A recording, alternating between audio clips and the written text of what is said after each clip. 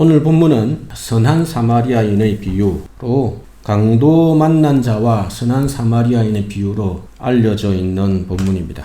앞에 나와 있는 이 그림은 빈센트 반 고흐의 작품 1890년에 그렸다고 되어 있고, 보통 선한 사마리아인의 비유는 진정한 이웃 사랑을 어떻게 실천하는가에 관한 메시지로 초점이 맞춰집니다. 누가 우리의 진정한 이웃이냐? 어려움에 처해 있는 이웃에게 선한 사마리아인처럼 사랑을 베풀라, 이런 메시지입니다. 물론 그 하나하나의 내용이 누구를 가리키느냐 이렇게 비유이기 때문에 이런저런 비유에 대한 해석들이 참 많이 있습니다. 어떤 비유는 어떤 해석은 지나친 해석도 있고 어떤 해석은 적절한 해석도 많습니다. 그런데 오늘 저는 이런 메시지에 작은 문제제기, 저의 해석만 옳다가 아니라 이것들을 충분히 오늘 전하는 메시지의 내용들을 강조 내용들을 충분히 고려해야 한다.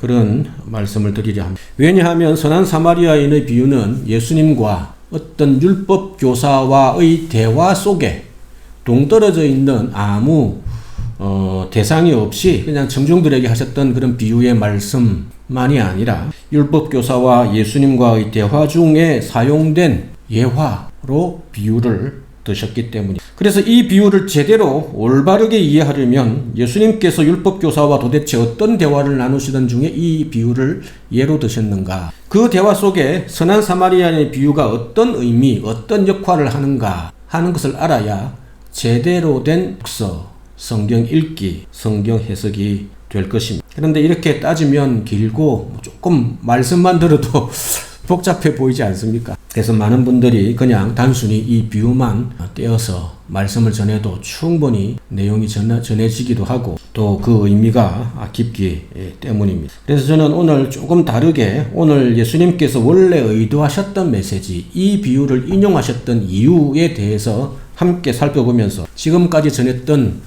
선한 사마리아인의 비유의 말씀과 균형을 이루려고, 예수님은 왜 선한 사마리아인의 비유를 율법 교사에게 하셨을까요? 예수님께서 선한 사마리아인의 비유를 통해서 원래 하고 싶으셨던 메시지의 의도가 무엇이겠습니까? 그리고 그 메시지는, 그 예수님의 의도는 오늘 우리에게 어떤 의미가 있습니까? 첫째로 우리 신앙에 있어서 성경 읽기가 얼마나 중요한가 하는 것을 먼저 가르쳐주고 있습니다. 어떤 성경학자가 예수님을 테스트하기 위해 왔습니다. 25절에 이렇게 이야기를 하죠. 예수님 선생님, 영생을 얻으려면 제가 무엇을 하면 되겠습니까? 무엇을 행해야 합니까? 이렇게 질문합니다. 뭘 질문한 것입니까? 구원의 문제, 영생의 문제, 하나님의 나라, 천국에 들어가는 문제를 질문한 것입니다. 오늘 우리 같으면 이렇게 대답하겠죠. 오직 예수님을 믿음으로 구원을 얻을 수 있습니다. 천국에 갈 수 있습니다. 오직 예수입니다. 오직 믿음입니다. 이렇게 대답을 했을 것입니다. 그런데 예수님은 대답을 해주지 않고 돌려서 반문이라 그러죠. 돌려서 질문을 하십니다. 26절에 이렇게 기록하죠. 성경에 뭐라고 기록되어 있느냐? 그리고 그 기록된 말씀을 너는 어떻게 읽고 있느냐? 이렇게 반문하십니다. 이 질문이라고 해야 되나? 예수님의 반문을 잘 이해해야 예수님의 의도가 어디에 있는지를 알 수 있습니다. 예수님은 이렇게 질문하신 것과 마찬가지입니다. 네가 어떻게 영생을 얻는지 질문을 했는데 성경 속에 그 질문에 대한 답이 있는데 성경이 구원을, 영생을 얻는 방법을 알려주고 있지 않느냐? 그렇다면 너는 기록된 성경을 어떻게 읽고 있느냐? 이렇게 말씀한 것입니다. 무슨 말입니까? 우리 신앙의 문제에 대한 대답은 성경에 기록되어 있습니다.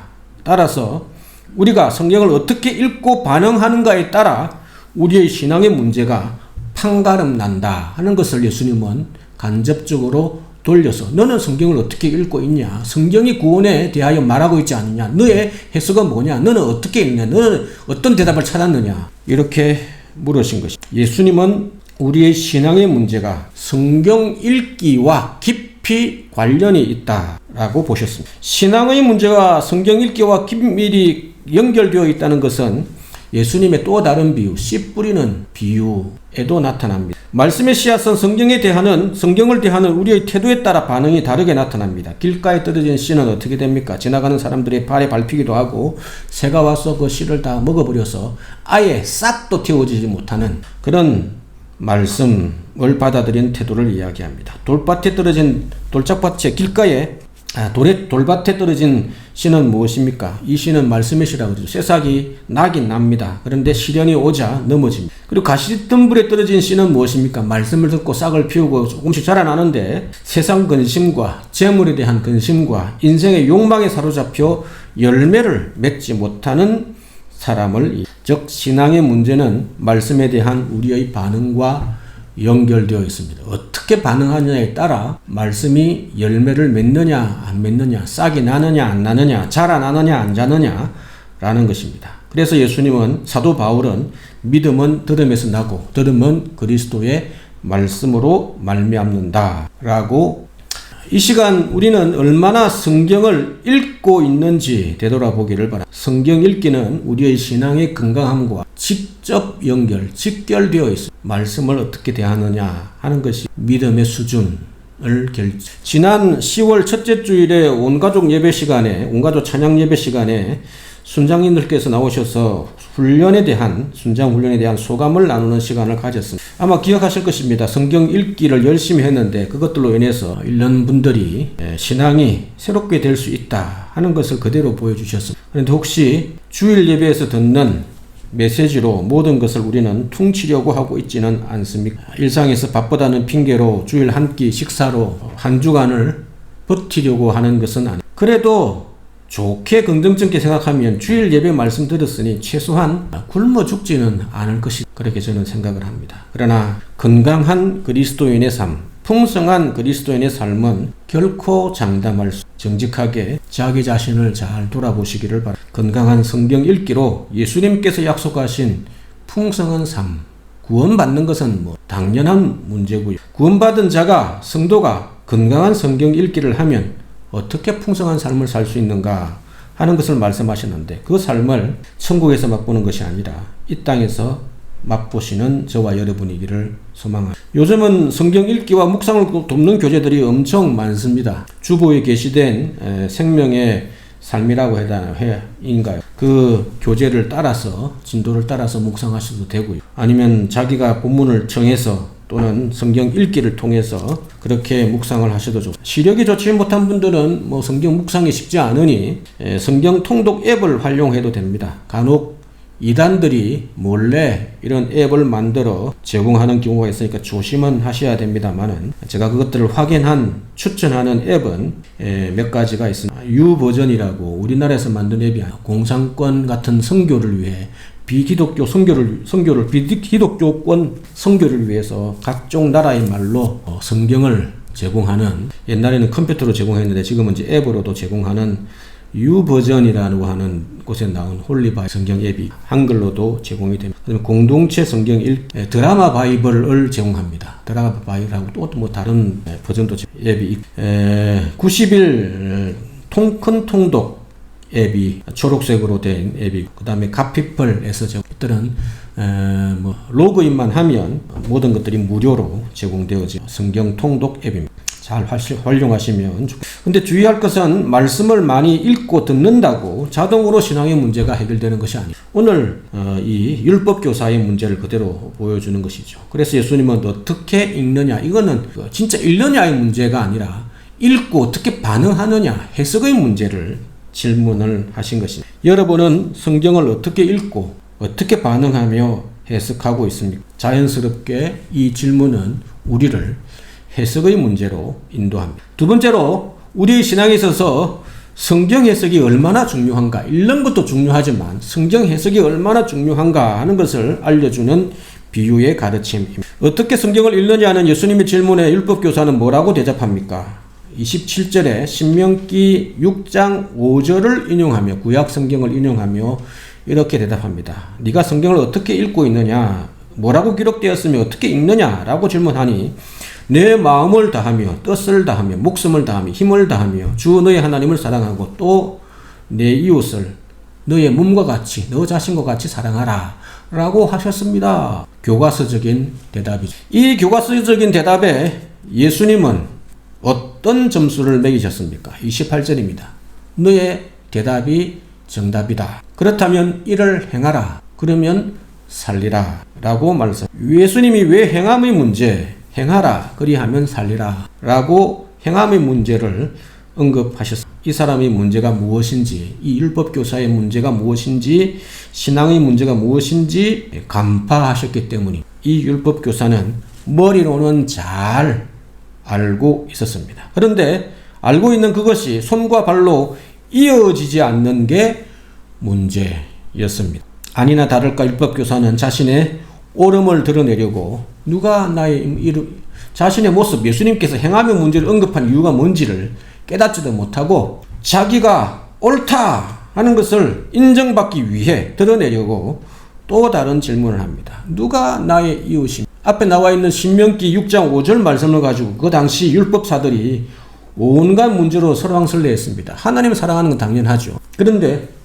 누가 이웃이냐? 어디까지가 이웃이냐? 동네 전체가 있는데 어디까지가, 몇 집까지가 이웃이냐? 뭐 이런 문제들 가지고 가불론박 다투었습니다. 그래서 율법교사는 예수님께 시험하기 위해서, 자기 일을 옳게 드러내기 위해서 이런 질문을 한 것 같습니다. 바로 이런 질문에 대해서 예수님은 강도 만난 사람과 선한 사마리아인의 비유를 그에게 제시한 것입니다. 단순히 선한 사마리아인의 비유는 이웃사랑의 실천을 이야기한 것입니다. 진짜 네가 행하고 있느냐, 행함의 문제, 말씀의 순종의 문제, 읽고 순종하는 문제를 강조하기 위해서 선한 사마리아인을 비유를 하셨습니다. 자신이 옳은 줄 착각하고 있는 율법교사의 신앙의 문제를 깨우치기 위해, 네가 도대체 성경을 어떻게 읽고 순종하고 있느냐 하는 문제를 깨우치기 위해 가르친 것입니다. 아, 내가 성경을 잘못 읽고 있구나, 잘못 대하고 있구나, 잘못 반영하고 있구나, 머리로만 반응하고 있구나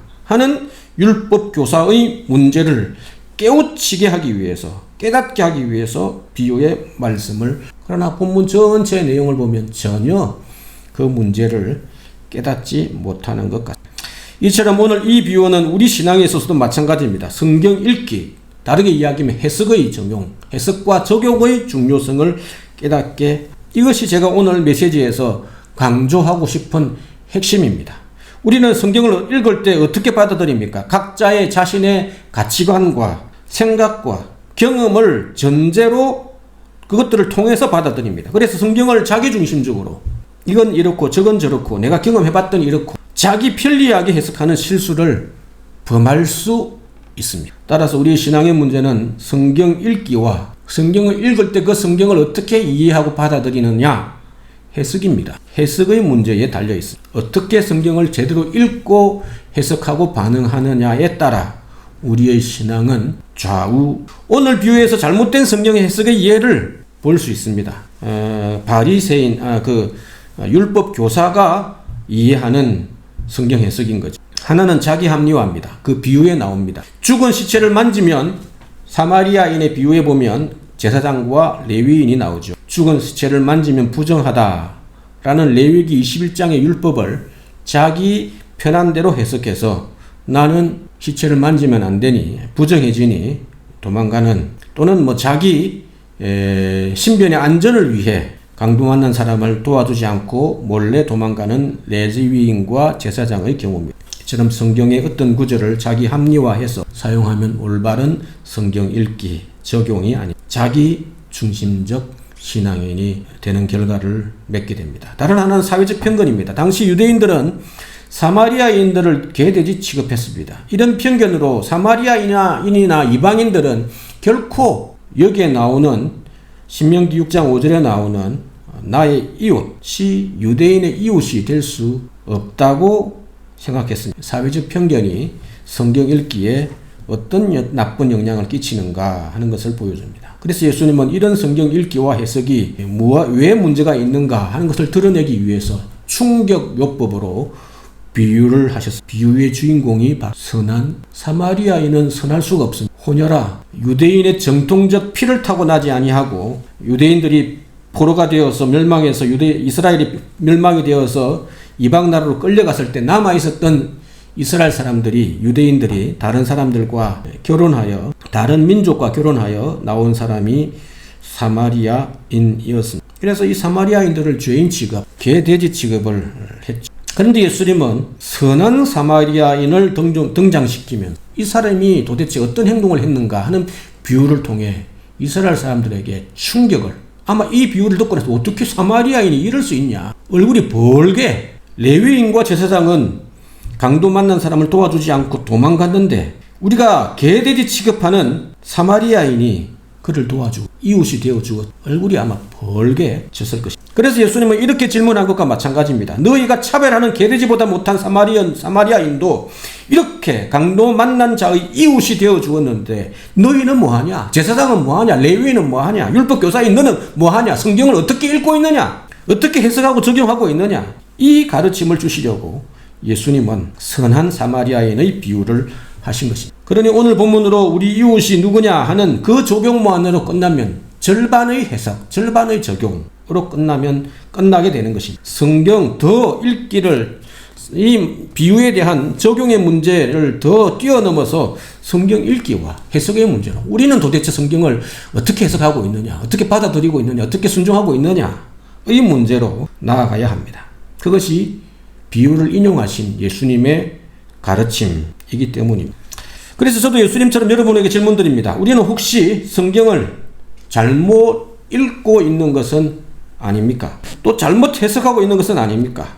우리의 성경 읽기와 해석에는 문제가 없습니까? 성경은 우리 자신의 문제를, 우리 스스로의 문제를 깨달으라고, 자신을 객관화하고 절대적 하나님 말씀 앞에 자신을 비추어 보라고 주신 진리의 말씀, 진리의 거울입니다. 그런데 우리는 성경으로 자기 합리화하고 있는 것은 아닙니까? 따라서 우리는 올바른 성경 읽기와 해석을 배워야 합니다. 신학생들만, 목회자들만 성경 읽기와 해석을 배우는 것이 아닙니다. 누구나 성경을 읽는 사람은 해석자입니다. 자기 나름대로 해석을 하는 것이죠. 모든 성도들의 손에, 사제들의 손에만 성경이 쥐어져 있던 그 시대에 모든 성도들의 손에 자기 나라 말로 된 성경을 쥐게 한 것이 종교개혁의 정신 아닙니까? 독일 말로 최초로 성경을 번역한 사람이 루터입니다. 따라서 모든 성도는 성경을 읽고 이해하고 해석할 줄 알아야 합니다. 물론 목회자처럼 전문적인 고급적인 그런 훈련을 받을 필요까지는 없을지 모르겠지만 기본적으로 성경을 읽고 건강하게 해석하는 것이 무엇인지 묵상하는 방법은 잘 알아야 한다 하는 것입니다. 올바른 성경 읽기를 위한 몇 가지 제안을 이미 많이 나와 있는데 그 중에 괜찮은 제안을 드리려 합니다. 10대와 함께 성경에 빠지는 성경 독서법이라는 책입니다. 지금은 개정판으로 모든 사람에게 필요한 성경 독서법 이렇게 나온 것 같은데, 여기에 나와 있는 제안입니다. 10대에게 하는 제안이니 우리 모두에게도 해당이 되겠지. 소리를 내어서 읽어라, 반복해서 읽어라, 천천히 읽어라, 암송하며 읽어라, 묵상의 일기를 쓰면서 읽어라, 뺏겨가며 읽어라, 딱 100번만 읽어봐라, 따져가면서 읽어라, 토론하며 읽어라, 도움을 받으면서 읽어라, 다른 거 참고하면서 읽어라, 기도하면 읽어라, 마지막으로 실천하며 읽어라. 이 마지막 실천하며 읽어라가 오늘 예수님께서 우리에게 제안하시는 성경 읽기 방법입니다. 올바른 성경 읽기가 저에게 쉽지 않은 것처럼 여러분들에게도 마찬가지일 것입니다. 그러나 우리와 함께 하시는 진리의 성령님께서 우리가 성경 읽을 때에 기도하면 우리의 눈을 밝혀 주실 것을 확신합니다. 우리의 하나님의 말씀을 건강하게 읽고 자신과 가정과 공동체에 아전 인수로 적용하는 것이 아니라 주님께서 우리를 향한 하나님의 아버지의 마음을 적용하며 순종하는 그런 저와 여러분의 성경 읽기 되시길 간절히 소원합니다. 세 번째로 우리 신앙에 있어서 오늘 비유는 무엇을 이야기합니까? 성경 말씀, 깨달은 성경 말씀의 적용의 중요성을 이야기합니다. 예수님은 오늘 선한 사마리아의 비유의 본문에서 적용과 순종의 문제를 두 번이나 강조합니다. 혹시 찾으셨습니까? 28절과 37절입니다. 예수께서 이르시되 네 대답이 옳도다. 이를 행하라. 네가 정답을 말했구나. 이를 행하라. 그러면 살리라. 라고 말씀합니다. 그리고 37절도 마찬가지로 비유를 잘 이해하고 나서 누가 강도 만난 사람의 이웃이 되겠느냐? 라고 하니까 율법교사가 이렇게 이야기하죠. 자비를 베푼 사람입니다. 예수께서 다시 한번 강조합니다. 가서 너도 이와 같이 하라, 행하라 라고 말씀. 본문의 율법교사는 하나님의 말씀을 몰랐던 것이 아닙니다. 하나님의 말씀에 정통했습니다. 그래서 예수님의 질문에 정답을 말했습니다. 문제는 그 말씀을 자기 편한 대로 해석, 잘못 적용했다 하는 것입니다. 머리로만 알고 말았다. 간혹 설교자들도 이런 실수를 범합니다. 본문을 제대로 읽고 해석한 뒤에 적용을 엉뚱하게 자기 마음대로 하는 경우, 성경 읽기나 설교나 사실은 세 단계로 이루어집니다. 관찰, 해석, 적용. 그래서 신대원에서 설교 실습 수업에서도 점수를 이 세 분야로 매깁니다. 조금 다르긴 한데 여기에 기초해서 본문을 제대로 이 신학생이 해석을 했느냐 하는 것을 따집니다. 해석 점수 30. 청중에게 올바르게 적용했느냐, 관찰은 기본으로 빼고요. 청중에게 올바르게 적용했느냐, 해석한 것을 제대로 적절하게 지금 오늘 우리에게 맞게 적용을 했느냐 하다가 해석은 잘해놓고 엉뚱한 적용을 할 수도 있고 적용을 안 할 수도 있죠. 그렇게 하는 부분에 있어서 잘했으면 적용 점수 30점. 그리고 마지막에 설교니까 호소력 있게 제대로 잘 전달했는가, 전달 점수, 딜리버리라고 그러죠. 전달 점수 30점. 그리고 마지막 전체적인 것들 나머지 태도 점수 10점. 이렇게 해서 점을 매깁니다. 이거 오늘 말씀드린 것과 비슷하죠. 관찰과 해석과 적용이 기초가 된 것입니다. 그만큼 적용이 중요하다라는 말씀입니다. 적용이란 축구 경기에서 선수가 공을 잘 몰고 가다가 마지막에 헛발질 해버리면 잘못된 적용, 마지막에 골을 넣는 것과 비슷합니다. 아무리 관찰을 잘하고 해석을 탁월하게 올바르게 해도 마지막에 본문 따로 적용 따로 엉뚱한 적용해버리면 빵점입니다. 오늘 본문의 비유도 적용을 한번 확인해 보겠습니다. 적용의 중요성을 한번 확인해 보겠습니다. 율법교사는 이웃사랑의 적용을 위해서 어떻게 질문합니까? 적용을 하려면 질문을 제대로 해야 됩니다. 29절에 이렇게 질문하죠.